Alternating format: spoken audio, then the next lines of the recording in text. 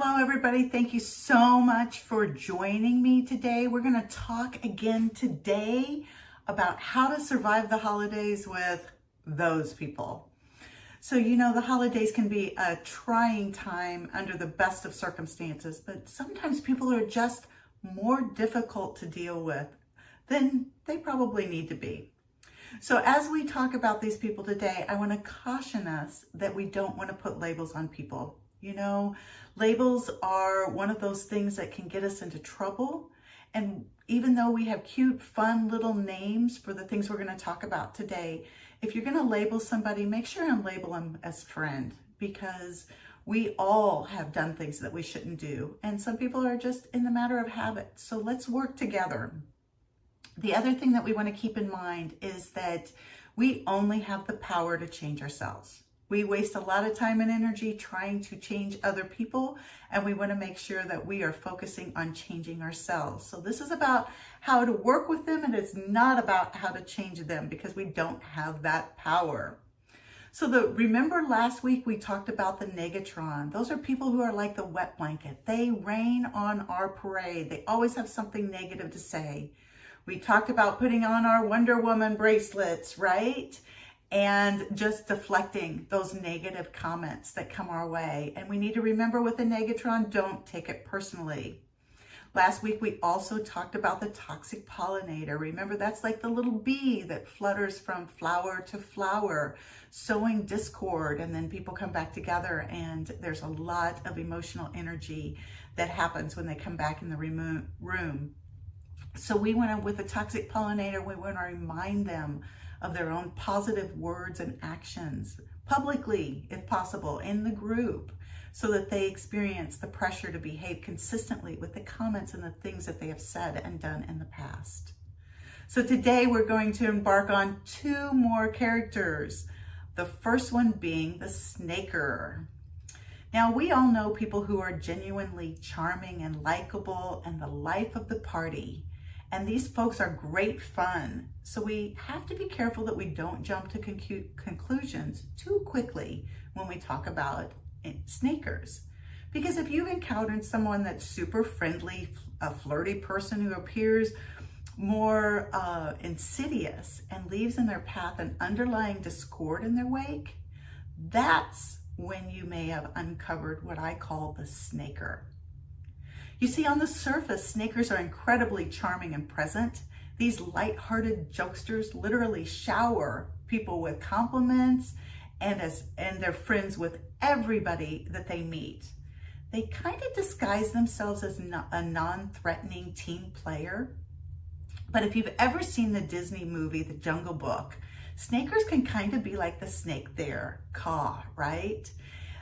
In this movie that Disney did back in 1967, Kaa is a dangerous python who has a very luring personality, and it tricks the young boy into trusting him. Well, much like the snaker that I'm talking about, these schmoozers or players, they cozy up to people, making nice to get information.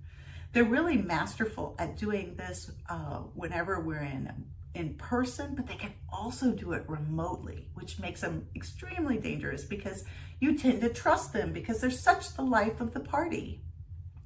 But snakers often quietly slither through the grass, and in our family settings and in our social gatherings, they disguise their true motives with humor.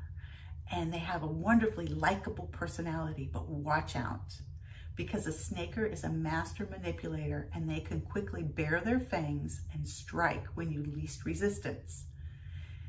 See, snakers tend to use humor to cover those fangs, and it's when you're off guard is when they strike.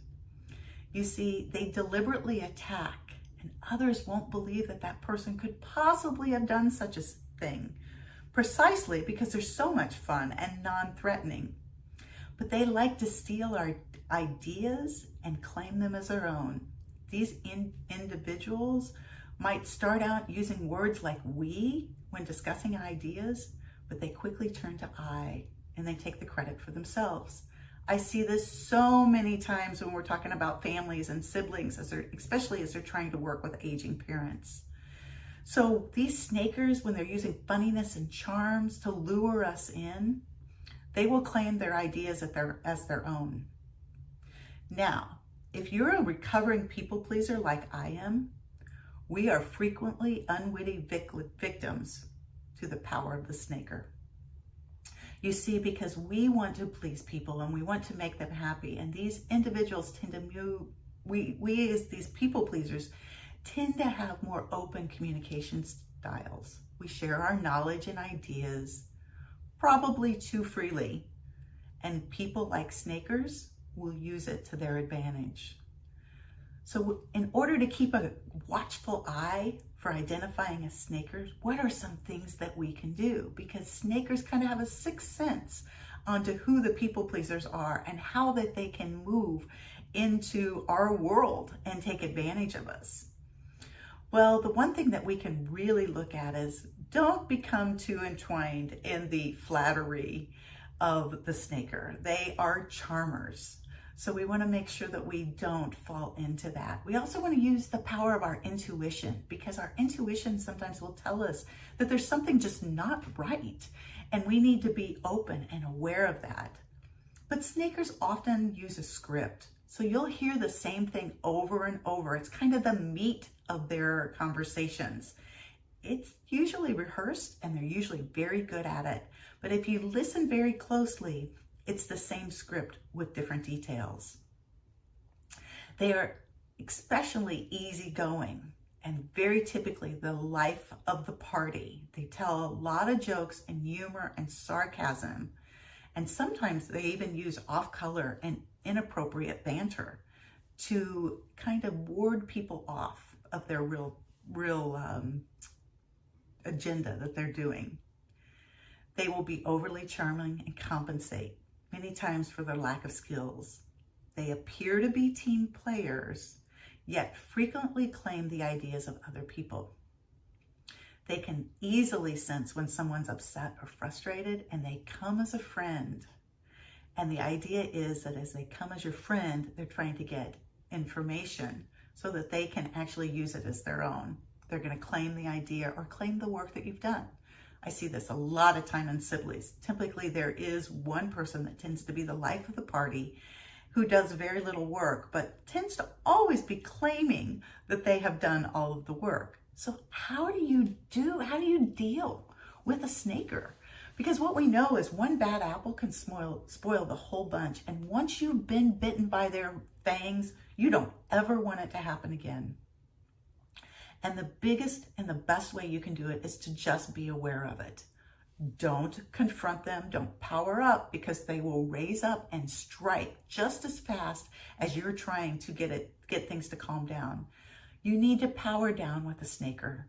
Understand what they're doing. Be careful about what you're telling them. Be careful about how much you confide in them, and enjoy them as the life of the party, because you're going to get a lot of good laughs at them, but be careful how much you trust them.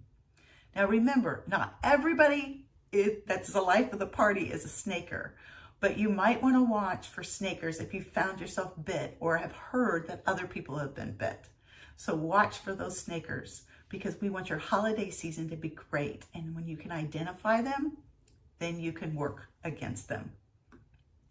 The second scenario I want to talk about today, or the character, those people, is a tactic and a name that I call the Insulter-Offloader. You see, the Insulter-Offloader, it's a mouthful. The Insulter-Offloader is a doozy, and it's one of the most frequently used that I see, especially in a family setting and a friend setting. They actually hit below the belt by eroding at our self-worth and confidence. See, they strategically tend to knock us off guard to make us feel incredibly insecure and lesser than. And then we become questioning of our own expertise and our ability. Then what they do is they offer an olive branch to help us redeem ourselves. So just like the name says, they're going to insult you most of the time below the belt. And then they're going to say, hey, by the way, while we're reeling, would you mind doing this task for me? And because we're so absorbed in the insult and trying to recover from it, that many times we reach out our hands and say, yeah, be happy to do that for you. You see, that's when we start giving our power away. We get insulted, so we start working harder and longer to prove ourselves, most of the time for no additional credit, sometimes at our own financial loss, and they will reap all the benefits because we're probably doing something that they are supposed to be doing themselves. These insulter offloaders are very, very hard to identify sometimes, especially when we're in the middle. So they always say it's hard to read the label when you're in the jar. That's what happens with these insulter offloaders. See, they strike at our negative belief system. Their negative comments are meant to set us spiraling in a kind of a agitated emotional state where we lose our logical reasoning and we become impaired and we actually take on their work. And oftentimes when the dust is settled from their insult, we can look back and reflect on the situation and we wonder quite how we managed to end up with their work and how they managed to get us to do their bidding. See, they strike at the heart of our boundaries and our negative belief systems. And it's only by striking there that they can offload their responsibilities. See, anyone who insults is deliberately digging at another person's self-esteem. And many times we have not protected ourselves against them. So if you want to identify an insulter offloader, become attuned to notice people who are constantly insulting others. Listen for backhanded comments designed to undermine self-esteem to the person they're talking to. Use your power of intuition to notice if you're feeling undervalued and insecure around certain people. And be aware of people who frequently offload the work to others. I see this all the time in family situations.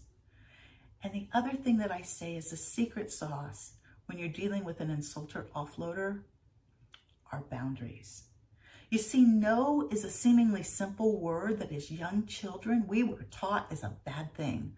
As toddlers, we often said no to our parents, but quickly we discovered that that word was not acceptable. And many times as we get older, we carry that same toddler belief system inside of us. That saying no is inappropriate and it's impolite. We internalize that belief. And that's why we struggle so much sometimes with setting proper personal boundaries. And we allow ourselves and open ourselves up to this insulter offloader. So what are boundaries? Simply put, boundaries are just limits we set around our time, our energy, and our money. Boundaries are parameters that we create to identify reasonable, safe, and permissible ways for other people to behave towards us. We can also define how we're going to respond should those limits be breached. See, boundaries are an essential aspect of power. I like to call them our secret sauce of personal power. But there's a distinction between power and boundaries. By holding firm to our personal limits and our boundaries, we're defining and establishing our true empowerment. And it's only by maintaining and holding our boundaries that we show the world and insulter offloaders that will not be moved. So healthy boundaries give us confidence. They provide us with the freedom to be ourselves, to have a voice, to be heard, and to not be manipulated by insulter offloaders. They tell us where we stop and other people begin. Insulter offloaders hit at our very core of our boundaries and our belief systems. And in order to guard ourselves against that, we need to make sure that we are firmly holding our boundaries. It's only through that we can use our talents to the fullest and live our lives with purpose and intent. Thank you so much for joining me today. Join us next week for part 3, where we're going to talk about the info hoarder and the swoop and poop. I look forward to seeing